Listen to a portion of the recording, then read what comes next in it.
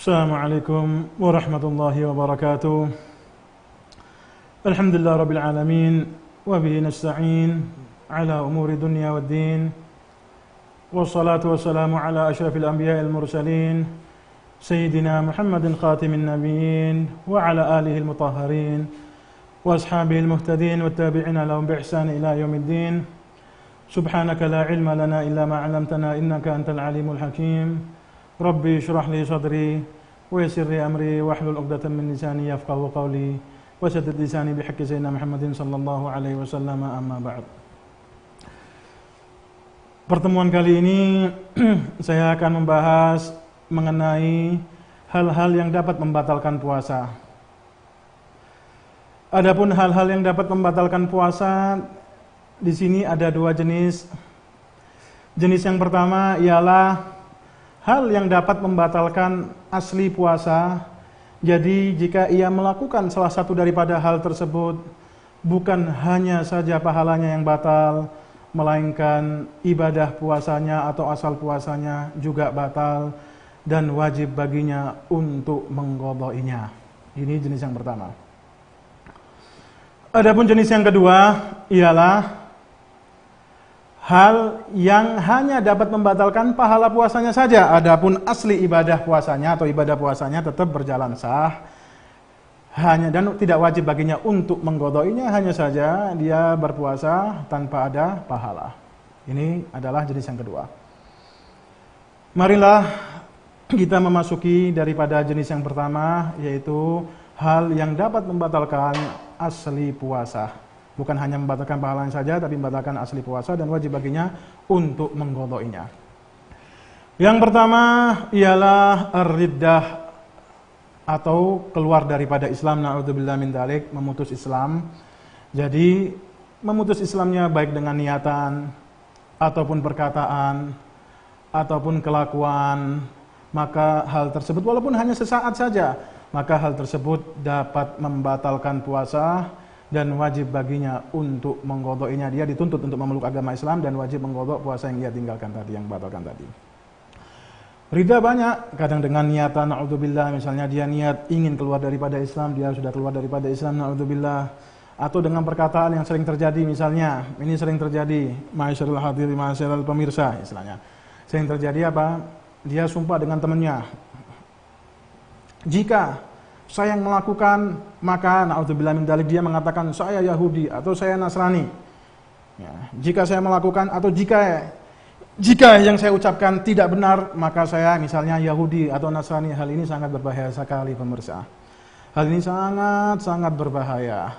Bahkan kata Imam Nawawi dalam kitabnya Al-Adhkar, beliau mengatakan jika hal tersebut dia inginkan hakikatut ta'liq, memang dia ta'liq, memang jika dia tidak melakukan benar-benar, maka dia akan menjadi Yahudi dan Nasrani, maka hukumnya dia langsung dihukumi murtad seketika pula.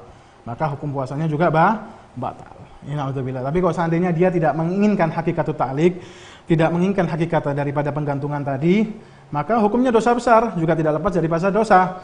Hukumnya dosa besar dan dia dituntut untuk taubat, dan dia dianjurkan, diminta oleh syariat mengucapkan la ilaha illallah Muhammadur Rasulullah. Tapi hukumnya tidak murtad. Hanya saja dia diminta taubat segera.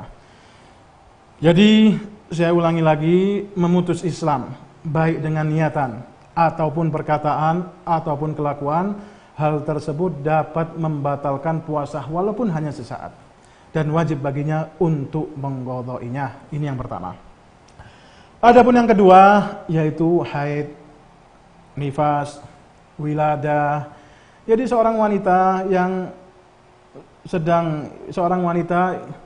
yang menjalani rutinitasnya, yaitu darah haid misalnya walaupun sesaat, atau mengeluarkan darah nifas juga walaupun sesaat. Begitu pula wanita yang sedang melahirkan, walaupun yang dilahirkan dalam keadaan kering, tidak basah sama sekali, tetap hal-hal tersebut membatalkan puasa walaupun hanya sesaat. Dan wajib baginya untuk mengqadainya. Ingat, di sini adalah wajib mengqadai puasa yang ia tinggalkan semasa haid, nifas atau wiladah lahiran. Adapun hukum mengqadai salat yang ia tinggalkan semasa haid atau nifas, menurut Syekh Ibn Hajar hukumnya haram dan tidak sah. Menurut Imam Khatib Syarbini makruh tapi sah. Menurut al-Imam makruh, menurut Imam Khatib Syarbini makruh dan tidak sah juga. Menurut al-Imam Romli hukumnya makruh, sah, menjadi nafil mutlak tanpa pahala. Ini hukum jika dia menggodok sholat yang ia tinggalkan semasa haid atau nifas. Adapun hukum menggodok puasa yang ia tinggalkan semasa haid dan nifas, la syakka hukumnya, tidak ragu lagi hukumnya wajib dan wajib baginya untuk menggodokinya. Ini dia. Dan yang ketiga, hal yang ketiga yang dapat membatalkan puasa juga adalah al-junun, gila. Gila pada siang Ramadan walaupun hanya sesaat, hal tersebut membatalkan puasa. Bahkan jika gilanya ia lakukan dengan sengaja, misalnya naudzubillah min dalik, dia sumpek atau apa stres, dia membenturkan kepalanya ke meja atau ke tembok, lalu terjadilah gila, maka hal tersebut tetap membatalkan puasa. Jadi gila mutlak, baik sengaja atau tidak sengaja membatalkan puasa. Tapi jika dia melakukan dengan sengaja, maka hal tersebut wajib baginya untuk mengqadha'inya. Maka wajib baginya untuk mengqadha'inya. Ini keadaan yang ketiga. Yang keempat, keadaan yang keempat ialah pingsan atau mabuk. Jadi pingsan pada saat siang Ramadan atau mabuk pada siang Ramadan dikarenakan minum minuman beralkohol sebelum fajarnya, lalu efeknya timbul setelah fajar. Paham gak? Bagaimana hukumnya? Apakah hal tersebut membatalkan puasa atau tidak? Di sini ada beberapa pendapat. Pendapat yang pertama yaitu pendapatnya Imam Romli. Beliau mengatakan adapun pingsan atau mabuk di siang Ramadan, tentu mabuknya bukan minumnya di siang Ramadan. Kalau minum siang Ramadan maka yang membatalkan adalah minumnya juga. Tapi enggak, dia minumnya sebelum puasa, sebelum fajar misalnya. Sebelum fajar dia minum, lalu efeknya terjadi ketika setelah fajar. Kata Imam Romli, pingsan atau mabuk pada siang Ramadan, kita lihat jika pingsan dan mabuknya itu menghabiskan waktu seluruh siang seutuhnya, misalnya dari terbitnya fajar itu dia mabuk atau pingsan, tidak sadar-sadar sampai terbenamnya matahari, berarti apa? Dia menghabiskan seluruh waktu siang seutuhnya. Jika menghabiskan seluruh waktu siang seutuhnya, maka hukum puasanya batal dan wajib baginya untuk mengqadha'inya. Ini dia. Tapi jika tidak menghabiskan seluruh siang seutuhnya, misalnya sebelum maghrib 5 menit dia siuman, misalnya sadar dari pingsannya atau dari mabuknya, maka puasanya kita hukumi sah, kata Imam Romli, tidak wajib diqadha. Jadi saya ulangi lagi, hukum pingsan dan mabuk menurut Imam Romli, jika menghabiskan seluruh siang seutuhnya maka hukumnya batal, baik dilakukan secara sengaja maupun tidak sengaja. Tapi jika tidak menghabiskan seluruh siang seutuhnya, misalnya sebelum 5 menit dia sadar, sebelum maghrib 5 menit dia sadar, walaupun dia lakukan secara sengaja menurut Imam Romli, maka hukum puasanya sah. Ini pendapat yang pertama. Adapun pendapat yang kedua menurut Al-Imam Syekh Ibn Hajar dalam kitabnya Tuhfatul Muhtaj, beliau mengatakan adapun pingsan dan mabuk, jika ada salah satu daripada dua poin ini, maka hukumnya batal. Apa kedua poin itu? Salah satu dari poin itu, dua poin yang jika ada salah satunya batal. Yang pertama, jika dia lakukan secara sengaja. Jika pingsannya dia lakukan secara sengaja, misalnya dia benturkan kepalanya secara sengaja, lalu terjadilah pingsan, atau mabuknya dia lakukan sengaja, dia sebelum fajar sahur dengan mengkonsumsi minuman yang mengandung alkohol dan sebagainya, yang memberi efek mabuk setelah fajar. Jika dia lakukan sengaja, maka hal tersebut membatalkan puasa walaupun tidak menghabiskan seluruh siang seutuhnya. Jika dia melakukan secara sengaja, maka hal tersebut membatalkan puasa walaupun tidak menghabiskan seluruh siang seutuhnya. Atau kata Syekh Ibn Hajar dalam kitabnya Tuhfah tadi, atau menghabiskan seluruh siang seutuhnya walaupun dia melakukannya tanpa ada unsur kesengajaan. Jadi jika ada salah satu poin, baik itu melakukan sengaja walaupun tidak menghabiskan seluruh siang seutuhnya, itu membatalkan puasa, atau menghabiskan seluruh siang seutuhnya walaupun tidak ada unsur kesengajaan, itu juga membatalkan puasa menurut Syekh Ibn Hajar dalam kitabnya Tuhfatul Muhtaj. Adapun menurut Syekh Ibn Hajar dalam kitabnya Fathul Jawad Syarah Irsyad ataupun Imdad Syarah Irsyad, beliau mengatakan adapun pingsan dan mabuk pada siang Ramadan tidak batal kecuali terkumpul dua poin. Kalau tadi dalam kitabnya Tuhfa hanya 1 poin saja membatalkan, tapi kalau dalam kitabnya tadi Fathul Jawad dan Imdad tidak batal kecuali terkumpul 2 poin. Apa kedua poin tersebut?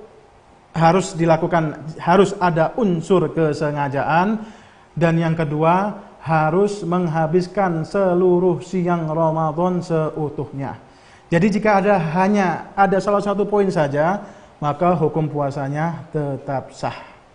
Jadi harus ada 2 poin. Dia lakukan secara sengaja, ada unsur kesengajaan, dan harus menghabiskan seluruh siang seutuhnya.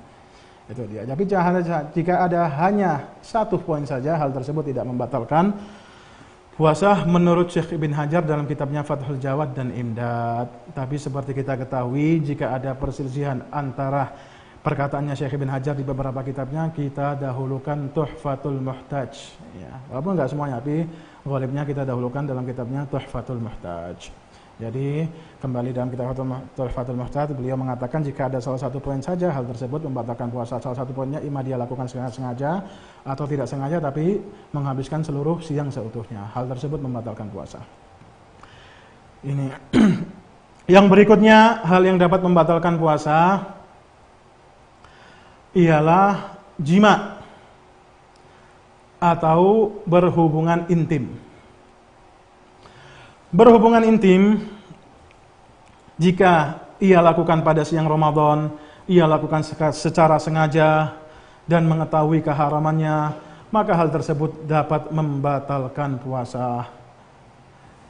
Baik ia lakukan dengan manusia seperti istrinya sendiri, atau wanita yang lain secara zina, na'udzubillah, atau bahkan laki-laki, misalnya liwat, homo, juga membatalkan puasa. Begitu pula, ataupun hewan, juga hubungan intim dengan hewan dapat membatalkan puasa jika dia lakukan secara mengetahui keharamannya dan dia lakukan secara sengaja. Baik juga, dan hal-hal tersebut membatalkan puasa, tadi hubungan intim dengan istri, wanita yang lain, hewan, atau laki-laki, jika dia lakukan secara sengaja dan mengetahui keharamannya, hal tersebut membatalkan puasa, baik pada kemaluan depan maupun belakang, baik kemaluannya dibalut dengan kain atau dibalut dengan kondom atau tidak. Maaf, ilmu tidak ada malu, baik keluar mani atau tidak keluar mani. Hal tersebut jika dia lakukan secara sengaja dan mengetahui keharamannya, maka hal tersebut dapat membatalkan puasa dan wajib baginya untuk mengqadainya. Ini dalam mazhab Imam Syafi'i. Adapun dalam mazhab Abi Hanifah, di masalah liwat tadi, homo, dan masalah menjimak binatang, sama sepakat, semua mazhab sepakat bahwasanya homo, na'udzubillah min dzalik, dan begitu pula menjimak binatang, hukumnya sepakat, semua haram dan dosa besar. Semuanya sepakat. Tapi ada perbedaan pendapat apakah hal tersebut membatalkan puasa walaupun tidak keluar mani, atau harus jika keluar mani baru batal. Nah, dalam mazhab Abi Hanifah, masalah tadi homo dan menjimak binatang tadi, berhubungan intim dengan binatang, katanya jika tidak keluar mani, maka hukumnya tidak batal. Tapi menurut mazhab Imam Syafi'i, baik keluar mani atau tidak keluar mani, hukumnya batal jika dia lakukan dengan sengaja dan mengetahui keharamannya. Ini keadaan yang pertama. Sekarang ada, jadi patokannya apa? Patokannya kan tadi 2, sengaja dan mengetahui keharamannya. Sekarang bagaimana jika seseorang tidak sengaja? Misalnya dia lupa bahwasanya sekarang siang Ramadan atau sekarang bulan Ramadan, dia lupa pada siang hari dia menjima istrinya atau berhubungan dengan intim dengan istrinya, apakah hal tersebut membatalkan puasa atau tidak? Jika dia lupa, maka hukum puasanya tidak batal dengan catatan harus dicabut segera. Itu dia. Ini yang pertama. Atau dia tidak lupa, dia ingat bahwasanya ini Ramadan tapi dia tidak mengetahui hukumnya, bahwasanya hubungan intim itu dapat membatalkan puasa. Dia mengetahui bahwasanya makan membatalkan puasa, minum membatalkan puasa, tapi dia tidak mengetahui bahwasanya hubungan intim itu dapat membatalkan puasa. Misalnya dia baru mu'alaf, dia baru masuk Islam, mu'alaf, atau dia tinggal di tempat yang jauh daripada ulama, di pegunungan atau di hutan yang sekiranya sulit untuk mencari ulama, mencari fuqaha juga. Bagaimana hukumnya? Katanya syariat ma'dzur, tidak apa-apa. Enggak, maka hukumnya tidak apa-apa. Itu dia. Hukumnya tidak apa-apa, tidak membatalkan puasa jika memang benar-benar tidak tahu, seperti mu'alaf yang jahil yang ma'dzur tadi. Hukumnya tidak membatalkan puasa. Lalu bagaimana jika ada seseorang mengetahui bahwasannya dia ingat ini bulan Ramadan, dia mengetahui bahwasannya kalau jima atau zina pada siang Ramadan itu haram, tapi dia dipaksa sekarang, dipaksa sama seseorang ayo kamu jima atau kamu zina, jika enggak saya bunuh kamu atau saya tembak kamu. Berarti kan ada unsur paksaan di situ. Bagaimana hukumnya? Kata fuqaha, adapun zina itu tidak masuk kategori unsur paksaan. Ini pendapat yang mu'tamad, adapun zina tidak masuk unsur paksaan. Jadi kalau dia dilakukan, dipaksa untuk melakukan zina dan dia melakukannya, ya maka hukum puasanya batal. Tapi hanya saja dia tidak wajib membayar kafaroh. Hanya saja hukum puasanya batal jika dia benar-benar dipaksa. Memang nanti ada syartul iqra, ada 4 itu. Paham enggak? Itu dia. Ada masalah lagi dalam masalah hubungan intim, yaitu jika dia syak. Kita katakan dia syak setelah, anggap saja jam 9 pagi misalnya. Anggap jam 9 pagi atau jam 10 pagi, dia ragu apakah dia telah niat di waktu malamnya atau tidak. Karena waktu niat Ramadan menurut 3 madhab, yaitu madhab Syafi'i, madhab Maliki, dan madhab Imam Ahmad bin Hanbal, waktu niat Ramadan yaitu setelah terbenamnya matahari sampai terbitnya fajar. Sampai sebelum terbitnya fajar selesai waktunya. Jadi wajib untuk niat pada waktu malam. Kalau madhab Abi Hanifah boleh sampai zawal. Jadi nggak harus di waktu malam. Anggap kita sekarang bermadhab Syafi'i. Pada jam 9 pagi atau jam 10 pagi, dia lupa, dia syak, dia ragu apakah malamnya itu dia niat Ramadan, niat puasa Ramadan atau tidak, dia syak. Kemudian dia jima, dia anggap itu tidak, dia masih dalam keadaan ragu, lalu dia menjima atau berhubungan intim dengan istrinya. Atau dengan istrinya ya. Maka hal tersebut juga membatalkan puasa dan wajib baginya untuk membayar kafarah. Jadi kalau dia syak, kemudian pada siang Ramadan dia syak apakah telah niat atau enggak, lalu dia berhubungan intim dengan istrinya, maka hal tersebut membatalkan puasa dan wajib baginya untuk membayar kafarah. Nanti adapun kafarah siapa yang wajib bayar dan tidak, nanti akan kita bahas. Itu dia, itu masalah ketiga. Ada lagi masalah, misalnya dia jima, anggap dia berhubungan intim dengan istrinya. Kita anggap puasanya batal. Kemudian dia safar, dia mencari alasan. Kemudian dia menjadi musafir, dia safar ke Jakarta, ke luar negeri, paham enggak? Tetap hal tersebut tidak menjadikan puasanya sah. Tetap puasanya batal dan wajib membayar kafarah. Itu dia. Memang seorang musafir, kita katakan seorang musafir yang sah, yang sesuai syarat, misalnya dia safar sebelum fajar, paham enggak, ke tujuan 2 marhala atau lebih, kita katakan dia boleh tarakhus, ada dengan syarat-syarat tertentu, dia boleh tarakhus, boleh dia iftar, paham enggak, walaupun iftarnya boleh dia berbuka di siang Ramadan jika ada udzur, boleh dia berbuka, walaupun dengan jima, walaupun dengan berhubungan intim bukannya, itu menurut mazhab Syafi'i. Tapi kalau menurut Imam Ahmad bin Hanbal tidak boleh, dengan orang yang musafir tidak boleh buka dengan jima. Jika dia berbuka dengan jima, wajib membayar kafarah. Ini dalam mazhab. Tapi dalam mazhab Syafi'i boleh dia berbuka dengan jima. Sekarang ada masalah lagi. Misalnya ada seorang wanita, ilmu tidak ada malu. Misalnya ada seorang laki-laki tidur. Kemudian maaf ya, ilmu tidak ada malu. Kemudian si istri menaiki dan memasukkan kemaluannya ke kemaluan suami. Bagaimana hukumnya? Apakah hal tersebut, ini bukan pekerjaannya suami loh ya, ini istri ya. Suaminya tidur, kemudian, atau suaminya sadar, enggak. Kemudian dimasukkan kemaluannya kemaluannya istri ke kemaluan suaminya. Bagaimana hukumnya? Kata fuqaha, ini dibahas oleh fuqaha, jika suaminya tidak bergerak sama sekali, maka puasa istrinya memang batal, tetap batal, tapi puasa suaminya tidak batal. Enggak. Tapi jika bergerak, maka hukumnya batal. Memang sulit. Memang ada gak yang bisa tanpa bergerak? Ini mustahil. Tapi ya ini namanya hukum. Harus kita jelaskan. Itu dia. Begitu pula misalnya sekarang juga ada masalah lagi. Misalnya kemaluan seorang laki-laki panjang misalnya. Paham gak? Kemaluannya panjang. Dia lipat, dia masukkan ke duburnya dia. Ilmu tidak ada malu. Sekali lagi saya bilang. Kalau ilmu malu maka hal seperti ini tidak akan dibahas oleh fuqaha. Dan kalau seandainya terjadi, maka kita tidak akan mengetahui hukumnya. Maka saya jelaskan, saya tekankan sekali lagi, ilmu tidak ada malu. Misalnya ada kemaluan laki-laki panjang. Kemaluannya itu dia masukkan ke dalam duburnya sendiri. Ke dalam kemaluan belakangnya sendiri. Apakah hal tersebut, sekarang kan tidak ada hubungan intim, istilahnya. Kemaluannya dia dan bokongnya dia, istilahnya. Apakah hal tersebut membatalkan puasa? Bahkan fuqaha mentasydid dalam masalah ini, katanya puasanya batal. Kalau seandainya dia sedang haji, maka hajinya fasid, rusak, istilahnya.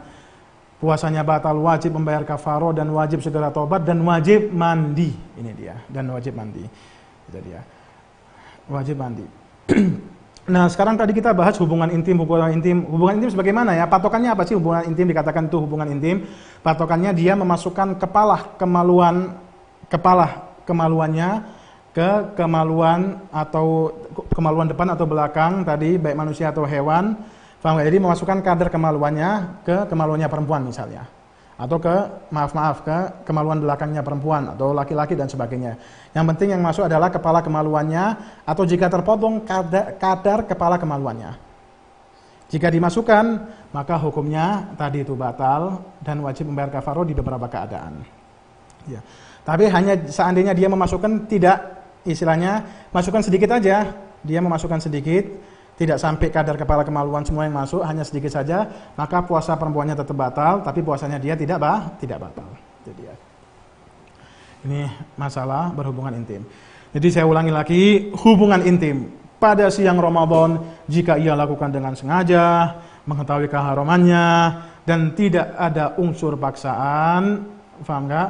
Hal tersebut membatalkan puasa. Hanya saja jika tidak ada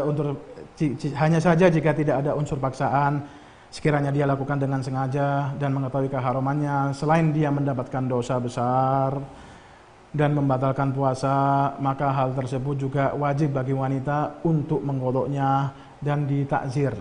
Adapun bagi pria, wajib dia menggodoknya dan juga wajib ditakzir, dan begitu pula wajib membayar kafaroh. Adapun hal-hal atau sifat-sifat jima yang mewajibkan kafaroh pada laki-laki itu ada beberapa keadaan. Jadi gak mutlak ya. Jadi jika suami menjima istrinya pada siang Ramadan gak mutlak langsung membayar kafaroh. Jadi ada sifat-sifat jima yang mana mewajibkan bagi seorang laki membayar kafaroh. Yang pertama kali adalah ia lakukan secara sengaja, mengetahui keharamannya dan tidak ada unsur kepaksaan. Ini yang pertama. Yang kedua yang dia batalkan adalah puasa Ramadan, bukan puasa-puasa yang lain. Maksudnya dia hubungan intim pada puasa Ramadan, bukan pada puasa-puasa yang lain. Yang ketiga, puasa Ramadannya itu ada, bukan godok. Jadi ada secara yakin ya. Ada secara yakin. Memang ada puasa Ramadan, ada tidak yakin, nanti akan saya jelaskan. Jadi dia hubungan intimnya pada hari Ramadan yang ada secara yakin. Bukan kodok Ramadan atau ada puasa ada bukan kodok tapi masih ragu. Contohnya apa? Tanggal 29 Sya'ban. Besoknya 30 dia simpang siur. Paham enggak? Apakah besok ini hari puasa atau enggak? Misalnya dia di hutan dan sebagainya dengan istrinya.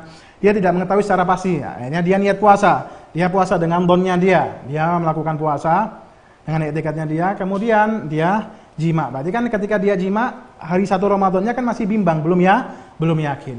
Nah, ini tidak mewajibkan kafaroh. Ini dia. Terus yang berikutnya adalah dia membatalkan dengan jima tersebut, dia membatalkan puasanya sendiri, bukan puasanya orang lain. Yang dibatalkan adalah puasanya sendiri, bukan puasanya orang lain. Lalu bagaimana membatalkan puasanya orang lain? Misalnya dia musafir, kita katakan tadi musafir, jika ada udzur dia boleh niat tarakhus walaupun dengan jima. Dalam mazhab Syafi'i, khilafan di mazhab Imam Ahmad bin Hanbal. Boleh tarakhus dengan jima. Dia jima misalnya wanita yang lain dengan zina, atau walaupun kita katakan haram, atau jima istrinya misalnya. Maka hal tersebut tidak membatalkan puasa tapi tidak mewajibkan membayar kafaroh. Terus berikutnya murni pembatalan puasanya itu disebabkan oleh jima, bukan sesuatu yang lain atau dengan sesuatu yang lain. Contohnya apa? Murni jimanya dengan sesuatu yang lain, misalnya dia minum dulu baru jima, maka hal tersebut tidak, walaupun puasanya batal tapi tidak wajib bagi suami untuk membayar kafaroh bagi laki-laki tersebut. Atau dia jima berbarengan dengan minum air, walaupun puasanya batal tapi tidak mewajibkan membayar kafaroh. Dan setelah jima harus waras atau sadar berakal sampai terbenamnya matahari pada hari itu. Jika setelah jima dia pingsan, setelah jima dia gila, atau setelah jima dia meninggal misalnya, kita hukumi puasanya batal, tapi tidak mewajibkan bagi si pria itu untuk membayar kafaroh. Itu dia. Dan berikutnya tidak boleh ada syubhat. Tidak boleh ada syubhat. Jika ada syubhat bagaimana? Contohnya begini. Dia ini misalnya dia syak, dia ragu. Ini sudah pada siang hari atau malam hari. Dia ragu. Dia ragu apakah ini setelah terbit fajar atau tidak. Dia jima ternyata setelah terbit fajar. Maka hal tersebut tidak mewajibkan kafarah walaupun puasanya batal. Atau begini, atau dia makan lupa atau minum lupa, dan dia tidak mengetahui hukumnya. Kalau makan lupa atau minum lupa, hal tersebut tidak membatalkan puasa. Dia anggap itu batal, lalu dia berhubungan intim dengan istrinya. Hal tersebut membatalkan puasa. Nah, hal tersebut tidak mewajibkan membayar kafarah. Saya ulangi lagi, misalnya dia lupa, makan lupa atau minum lupa. Dia tidak mengetahui bahasanya kalau makan minum lupa tidak membatalkan puasa. Tapi dia anggap puasanya tersebut batal, maka setelah itu dia melakukan hubungan intim, maka dia tidak wajib membayar kafarah. Ini adalah keadaan-keadaan, ada beberapa keadaan lagi. Ini adalah keadaan-keadaan di mana kapan si pria jima yang mewajibkan kafarah dan jima yang tidak mewajibkan kafarah. Dan keadaan yang keenam adalah istimna, yaitu keluarnya mani. Istimna yaitu meminta keluarnya mani. Adapun istimna yaitu meminta keluarnya mani, hasilnya sebagai berikut. Saya akan jelaskan langsung hasilnya aja. Hasilnya mengeluarkan mani begini. Keluar mani ada dua keadaan. Kadang dengan cara istimna, kadang bukan dengan cara istimna. Istimna yaitu meminta keluarnya mani, dikatakan onani ya. Dikatakan onani meminta keluarkan mani. Kadang bukan dengan cara onani meminta keluarkannya mani. Jika keluar maninya itu dikarenakan istimna meminta keluarnya mani dengan cara apapun. Yang penting tujuannya itu ingin mengeluarkan mani dengan cara apapun. Baik dengan pandangan, baik dengan sentuhan, ataupun pikiran. Jika dia meminta keluarnya mani, lalu maninya keluar, maka hal tersebut membatalkan puasa. Baik ada sentuhan atau tidak, baik ada syahwat atau tidak. Memang mustahil ya keluar tanpa syahwat, ya, tapi ini hukum. Baik ada syahwat atau tidak. Ini yang pertama. Jadi jika ada istimna, jika dia istimna meminta keluarnya mani dengan cara apapun, baik pandangan, ataupun sentuhan, ataupun pikiran, dengan cara apapun tersebut, jika maninya keluar maka hukum puasanya batal, baik ada sentuhan atau tidak, dengan syahwat atau tidak. Ini yang pertama. Keadaan yang kedua adalah inzal, keluar mani tanpa diminta. Contohnya misalnya nggak sengaja seorang pria melihat wanita tanpa disadari maninya keluar, atau memegang kesenggol dengan wanita tanpa disadari maninya keluar, atau dengan hal-hal yang lain. Bagaimana hukumnya? Perinciannya sebagai berikut. Kadang ada kategori mubasyarah, kadang ada ghairu mubasyarah. Kadang ada kategori mubasyarah, apa yang dimaksud dengan mubasyarah adalah langsung sentuhan kulit dengan kulit tanpa ada penghalang. Kadang ada ghairu mubasyarah. Ghairu mubasyarah apa? Maksudnya tidak ada sentuhan kulit dengan kulit. Contohnya apa? Contohnya pandangan, memandang wanita, berarti kan tidak ada sentuhan kulit dengan kulit. Atau pikiran, menghayal wanita, na'udzubillah misalnya pada siang Ramadan, berarti kan tidak ada sentuhan kulit dengan kulit. Atau memegang wanita, memegang wanita, tapi ada penghalang baju misalnya, ada penghalang kain, berarti kan tidak ada unsur langsung kulit ketemu kulit. Bagaimana hukumnya? Jika dia memikirkan, tanpa tujuan mengeluarkan mani ya, tanpa tujuan istimna, jika dia memandang wanita, atau memikirkan wanita, atau menyentuh wanita yang ada penghalangnya, lalu tanpa ada tujuan mengeluarkan mani, maninya keluar, maka hal tersebut tidak membatalkan puasa, baik dengan syahwat atau tanpa syahwat. Jadi saya ulangi lagi, jika tidak ada unsur sentuhan kulit dengan kulit seperti pandangan atau pikiran, atau menyentuh wanita tapi ada penghalang kain, lalu maninya keluar tanpa disengaja, maka hukum puasanya tidak batal, baik dengan syahwat atau tidak dengan syahwat. Tapi kalau ada mubasyarah bagaimana? Ada sentuhan kulit ketemu kulit, bagaimana hukumnya? Kita lihat.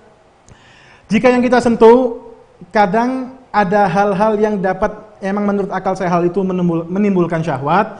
Ada juga hal-hal yang kita sentuh, menurut akal sehat tidak menimbulkan syahwat.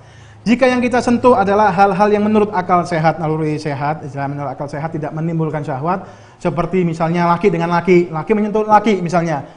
Menurut akal sehat, hal tersebut menimbulkan syahwat atau enggak? Tidak. Atau menyentuh amrod misalnya, tidak menimbulkan syahwat menurut akal sehat, tapi yang tidak sehat menimbulkan syahwat menurut akal sehat. Atau menyentuh bagian perempuan yang terpisah, misalnya ada perempuan ditabrak oleh kereta, naudzubillah min dzalik, anggota badannya tercecer, terputus-putus, ada seorang laki-laki memegang anggota perempuan yang terpisah, lalu enggak tanpa disengaja, tanpa disadari maninya keluar, maka hal tersebut tidak membatalkan puasa. Jadi jika walaupun ada sentuhan kulit dengan kulit, tapi jika yang disentuh menurut akal sehat tidak menimbulkan syahwat, tapi dia mengeluarkan mani dengan menyentuh tersebut, maka hal tersebut tidak membatalkan puasa baik dengan syahwat atau tidak syahwat. Itu dia. Tapi bagaimana jika yang kita sentuh adalah memang dari menurut akal sehat, hal tersebut dapat mendatangkan syahwat. Contohnya apa?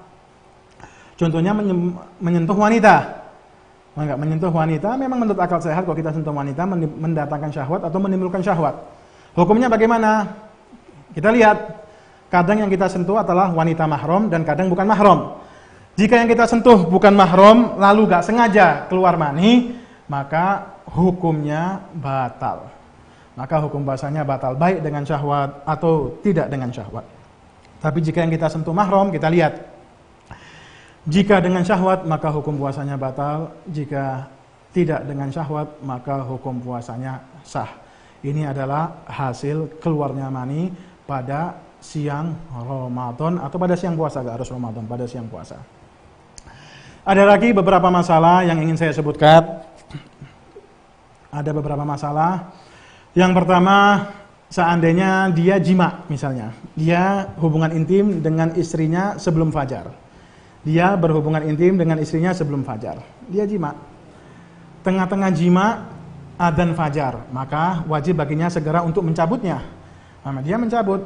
Setelah cabut, tahu-tahu maninya keluar. Bagaimana hukumnya? Berarti kan dia keluar mani pada setelah fajar, dianggap siang Ramadan. Bagaimana hukumnya? Apakah batal atau enggak? Kata fuqaha tidak batal. Kenapa? Karena keluar maninya itu terlahir dari sesuatu yang diibahkan, karena dia jimanya masih belum fajar, hanya saja keluarnya setelah fajar, karena dia cabut tadi itu.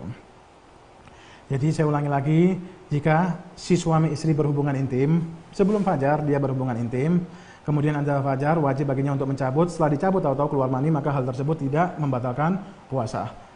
Ya, karena tawalud dari yang diizinkan oleh syariat, yang diibahkan oleh syariat. Itu masalah yang pertama.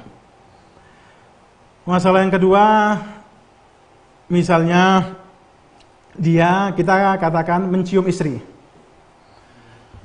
Mencium istri pada siang Ramadan menurut mazhab Syafi'i, menurut mazhab Imam Ahmad bin Hanbal, menurut mazhab Imam Abu Hanifah, jika hal tersebut dapat menggerakkan syahwat, paham enggak? Dapat menggerakkan syahwat, maka hal tersebut haram. Tapi menurut mazhab Imam Malik, baik menggerakkan syahwat atau tidak, maka hukumnya tetap haram. Tapi kalau dalam mazhab Syafi'i, Abu Hanifah dan Imam Ahmad bin Hanbal, jika menggerakkan syahwat baru haram. Jadi ciuman dengan istri boleh, tapi jika menggerakkan syahwat maka hukumnya haram. Anggap dia ciuman. Setelah ciuman pada siang Ramadan, dia ciuman, ya mungkin maaf ilmu tidak malu, setelah ciuman durasi setengah jam, 1 jam setelah ciuman, tahu-tahu maninya keluar. Nah ini maninya ini bagaimana? Apakah sebabnya karena ciuman tersebut atau tidak? Nah, seandainya keluar maninya itu bisa dinisbahkan, bisa dikaitkan karena ciuman tadi, sekiranya maaf kemaluannya masih berdiri, misalnya syahwatnya masih ada, sampai 1 jam kemudian keluar mani, maka hukum puasanya batal. Tapi jika setelah ciuman tidak ada efek apapun, kemudian 1 jam kemudian keluar mani tanpa bisa kita nisbahkan keluarnya itu dengan syahwat ciuman tadi, maka hukum puasanya tidak batal. Ini masalah yang kedua. Dan masalah ketiga, misalnya kemaluannya gatal, dia butuh untuk menggaruknya. Kemudian setelah dia garuk kemaluannya tanpa disengaja maninya keluar, hukumnya sebagai berikut. Jika dia mengetahui bahwasanya adatnya jika dia menggaruk kemaluannya pasti maninya keluar, maka dengan dia menggaruk tadi dan dia dengan adatnya dengan dia menggaruk tadi dan jika maninya keluar maka hukumnya batal. Tapi jika adatnya dia tidak mengetahui bahwasanya adatnya keluar mani atau tidak, dia menggaruknya lalu maninya keluar, maka hukumnya tidak batal. Tapi kata fuqaha, jika dia mengetahui adatnya keluar, repot dia sekarang kemaluannya gatal, dia mengetahui, sedangkan dia mengetahui bahwasanya kalau dia garuk ini pasti keluar, tapi sudah tidak tertahankan lagi misalnya, maka kata fuqaha maaf, enggak apa-apa dia garuk dan puasanya tidak batal. Tapi jika memang keadaan terdesak sekali, tapi jika tidak dalam keadaan terdesak dan dia mengetahui jika adatnya dia garuk keluar, maka hukum puasanya batal. Oke, sekian yang bisa saya sampaikan, kurang lebihnya mohon maaf sebesar-besarnya. Wabillahi taufiq wal hidayah. Wassalamualaikum warahmatullahi wabarakatuh.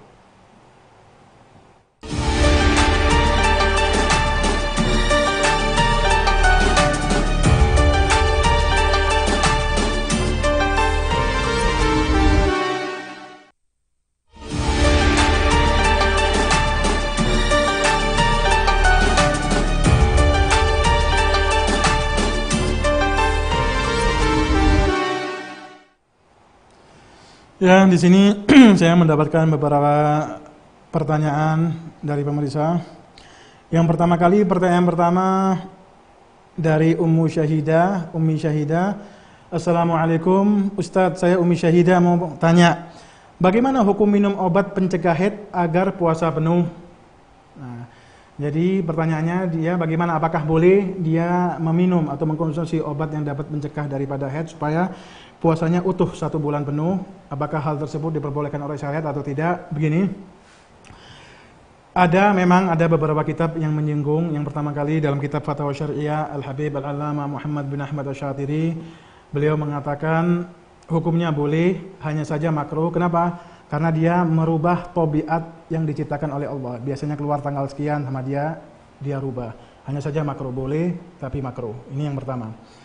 Yang kedua lagi, dalam kitab Ujalah Al-Imam Ibnu Nahwi, beliau menisbahkan beliau mengatakan Sayyidina Abdullah bin Umar, Ibnu Umar pernah ditanya mengenai meminum obat. Zaman dulu meminum obat memutus haid, apakah hal tersebut diperbolehkan atau tidak? Beliau mengatakan la ba'as, tidak apa-apa. Itu yang kedua. Dan yang ketiga juga dalam Fatwa Qommat, beliau mengatakan tidak ada dalil sharih yang mengharumkan, alasan yang jelas yang sesuai qawaid yang mengharumkan seorang wanita meminum obat untuk memberhentikan haid. Tidak apa-apa, kata Fatwa Qommat dalam kitabnya. Saya lihat dalam kitab Majmu' Muhammadil Masail. Itu dia. Itu pertanyaan yang pertama. Yang kedua, Assalamualaikum, dari Alwi. Assalamualaikum, Habib mau tanya, bagaimana hukumnya seseorang yang sedang puasa memasukkan jari telunjuk ke lubang hidung ngupil selepas waktu subuh? Apakah dapat membatalkan puasa? Kita lihat, jika jarinya masuk sampai ke belakang khaysum, ujung hidung, maka hal tersebut membatalkan puasa. Tapi jika di awal-awal saja, istilahnya di awal-awal saja, di permulaan saja, di tengah-tengah, maka hal tersebut tidak membatalkan puasa. Itu soal yang kedua. Yang ketiga dari Son Haji. Assalamualaikum, saya Son Haji, murid antum Ustaz.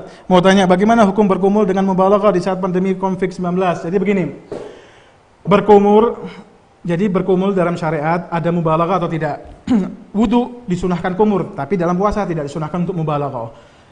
Hanya dalam izalatun najis disunahkan untuk mubalaghah. Misalnya mulut kita terkena najis, misalnya kita ingin menghilangkan najis, dianjurkan untuk dengan cara berkumur dengan mubalaghah, tidak apa-apa.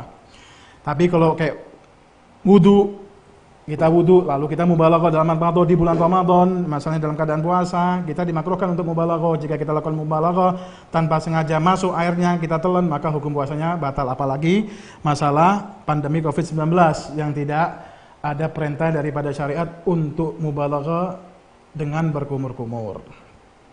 Maka jika dia mubalaghah karena was-was dan sebagainya, berkumur-kumur dalam siang Ramadan dan tanpa ada kesengajaan airnya masuk atau tertelan, maka hukum puasanya batal. Wallahu a'lam.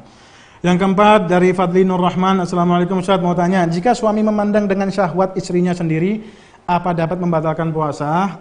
Kita lihat, jika hanya sekedar memandang dengan syahwat, hal tersebut tidak membatalkan puasa. Tapi jika suaminya niatannya untuk mengeluarkan mani, ya dia masuk kategori istimna. Jika keluar mani, maka hal tersebut membatalkan puasa. Tapi jika tujuannya bukan keluar mani, hanya memandang saja, maka hal tersebut tidak membatalkan puasa. Yang kelima dari Lana. Assalamualaikum, Bib, saya Lana. Apakah semua perbuatan haram selalu membatalkan pahala puasa? Nah, apakah semua perbuatan haram membatalkan puasa? Ya, zahir ibarah fuqaha seperti itu. Tapi wallahu alam, fadlullah wasi'. Zahirnya ibarah fuqaha seperti itu. Maka kam min shaim laisa lahu min siyamihi ilal ju'u wal 'atsy. Berapa banyak orang puasa tidak ada daripada puasanya kecuali hanya rasa lapar dan haus. Seperti dia riba melakukan. Tapi ini nanti kita akan bahas di sesi yang kedua nanti insyaallah, hal yang hanya dapat membatalkan pahala puasa saja. Insyaallah saya akan membahas masalah ini. Tapi secara zahir, na'am, membatalkan pahala puasa. Wallahu a'lam. Tapi fadlullah wasi'. Yang keenam, Royan. Assalamualaikum, Bib, mau tanya, jika kita tertidur sampai enggak sahur hingga pagi hari, sedangkan kita belum niat puasa, apakah yang harus kita lakukan? Apakah puasa kita diterima? Terima kasih. Jadi begini, saya sudah jelaskan tadi, tempat niat puasa pada madhab Syafi'i, pada madhab Imam Malik, dan pada madhab Imam Ahmad bin Hanbal, Itu waktunya setelah terbenamnya matahari sampai terbitnya fajar. Itu waktu niat. Jika tidak dia niat, jika dalam waktu tersebut dia tidak niat, maka puasanya tidak sah dan wajib baginya untuk imsak. Apa imsak? Tetap menahan diri daripada makan dan minum, tapi wajib baginya tetap untuk menggodok Ramadan, menggodok puasa tersebut. Ini dia. Tapi menurut mazhab Imam Abi Hanifah, niat puasa Ramadan dari malam, dari terbenamnya matahari sampai zawal. Jadi setelah fajar masih boleh niat. Ini dalam mazhab Imam Abi Hanifah. Tapi begini, tapi dia disunahkan, misalnya dia lupa niat, misalnya. Makanya itu, oleh karena itu dianjurkan ketika awal Ramadan untuk kita niat untuk sebulan penuh. Kita niat puasa untuk 1 bulan penuh, taklidan atau mengikuti pendapat mazhab Imam Malik. Siapa tahu di sisi-sisinya ada lupa niat, maka hukum puasa kita sah dengan Imam Malik, tapi dengan catatan tertentu tidak mutlak. Bagaimana saya katakan tidak mutlak? Begini, yang salah kaprah zaman sekarang ini, banyak ustadz mengarahkan, paham gak? Mengarahkan untuk taklid mazhab Malik di awal puasa, 1 bulan penuh. Enggak. Lalu dia mengatakan kalau ada lupa niat di hari-hari berikutnya, maka tidak wajib qadha, puasanya sah menurut mazhab Malik. Nah, ini nggak bisa kita bilang seperti itu. Mengapa? Gini. Dalam mazhab Imam Malik memang niat 1 kali buat 1 bulan penuh itu cukup. Tapi dengan syarat-syarat tertentu. Salah satu daripada syaratnya dalam mazhab Malik yaitu tidak melakukan hal-hal yang dapat memutus niat dalam mazhabnya. Contohnya haid misalnya. Haid. Ada seorang wanita di awal Ramadan, dia niat menurut mazhab Malik dan niat setiap harinya niat, setiap malamnya niat menurut mazhab Imam Syafi'i. Lalu misalnya pada hari kelima Ramadan, dia haid, keluar rutinitasnya haid, men. Tanggal 10 Ramadan dia suci. Malam 10 malam 11 Ramadan maksudnya dia suci. Kemudian tanggal 11 Ramadannya dia lupa, tidak niat. Nah, ini puasanya tidak sah baik menurut Syafi'i wala Maliki, la Syafi'i wala Maliki. Tidak menurut mazhab Syafi'i, tidak sah menurut mazhab Syafi'i karena dia tidak niat di waktu petang, di waktu setelah ghurub sampai terbitnya fajar tadi. Dan juga tidak sah menurut mazhab Malik. Kenapa? Karena haid itu dapat memutus niat, wajib diperbarui niatnya. Ini yang pertama. Contoh yang kedua, anggap seorang laki-laki di awal Ramadan dia niat puasa taklid mazhab Imam Malik untuk 1 bulan penuh dan setiap harinya dia niat menurut mazhab Imam Syafi'i. Kemudian di tengah-tengah siang Ramadan, di tengah-tengah siang Ramadan dia memakai celak mata dalam mazhab Syafi'i adalah manfaat ghairu maftuh. Jadi jika ada orang pakai obat tetes mata di siang hari atau pakai celak walaupun terasa sampai di tenggorokan, maka hukum puasanya dalam mazhab Syafi'i tetap sah karena mata bukan termasuk rongga yang terbuka. Tapi menurut mazhab Imam Malik, mata termasuk rongga terbuka. Misalnya dia taklid tadi mazhab Malik, suatu ketika dia lupa niat puasa menurut mazhab Syafi'i. Lalu dia melakukan memakai celak atau obat tetes mata, lalu masuk sampai ke tenggorokan misalnya. Maka puasanya tidak sah baik menurut mazhab Syafi'i karena tidak niat, atau menurut mazhab Malik karena dia melakukan hal yang dapat membatalkan puasa menurut mazhab Malik. Itu dia. Maka apa faedahnya dia taklid? Dia ada faedahnya, mungkin siapa tahu. Jadi dia tetap taklid mazhab Malik, tapi nanti dianjur tetap dia menggodok Ramadan. Paham enggak? Supaya dia dapat pahala, siapa tahu dia tidak mengerjakan apa-apa yang termasuk membatalkan puasa menurut mazhab Malik. Gitu aja. Jadi saya ulangi lagi, seandainya dia lupa niat, ya dia taklid mazhab Abi Hanifah yang masalah misalnya dia lupa sampai setelah sahur, paham enggak? Setelah sahur, ternyata dia belum niat. Dia belum niat puasa, maka dia taklid mazhab Abi Hanifah. Siapa tahu dia tidak dari niatnya dia sampai terbenamnya matahari, siapa tahu dia tidak melakukan hal-hal yang dapat membatalkan menurut mazhab Abi Hanifah supaya dia dapat pahala, tapi tetap dia wajib menggodoknya. Karena kita tidak mengetahui apa saja yang membatalkan atau tidak, gitu. Nah, jadi wajib baginya untuk imsak dan wajib menggodok. Soal yang ketujuh dari Niki. Afan Beb mau tanya, batalkah puasa jika kita melihat aurat tak sengaja dan apa hukumnya? Gini, jika kita melihat aurat tanpa sengaja, maka wajib kita langsung memalingkan pandangan kita dari aurat tersebut. Jika enggak, maka masuk kategori istidamatun nadari nadarun. Maka dianggap memandang yang haram. Jika kita tidak sengaja, maka hukumnya tidak haram, tapi dengan catatan langsung segera kita memalingkan pandangan kita dari aurat tersebut, memalingkan, tidak melihat. Ya hukumnya jika tidak sengaja, ya hukumnya tidak haram, tapi jika kita melihat lalu kita membiarkan, terus meneruskan, maka hukumnya dosa, berdosa. Itu dia. Tapi hukum puasanya tetap sah, hukumnya tetap sah. Soal nomor 8, wallahu alam. Soal nomor 8 dari Muhammad. Assalamualaikum Beb, mau tanya, apakah ada batasan mencium istri di saat berpuasa dan apakah membatalkan puasa? Nah, batasannya seperti saya jelaskan tadi.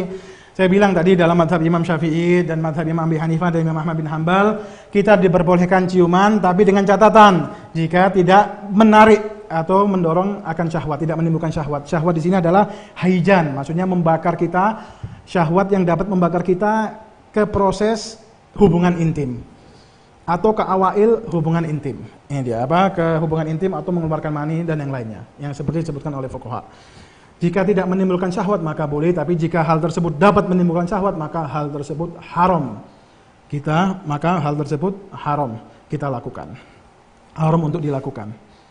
Tapi apakah hal tersebut membatalkan puasa atau tidak? Ya jika misalnya dia lakukan dengan syahwat,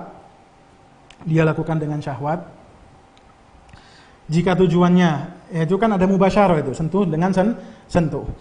Ya, sentuh dengan sentuh. Jika dengan syahwat dan keluar mani ya maka hukumnya batal karena sentuhan kulit dengan kulit. Itu dia. Bahkan kata sebagian ulama seperti mazhab Imam Ahmad bin Hanbal, nggak usah keluar mani. Keluar madi dengan kubla aja membatalkan puasa.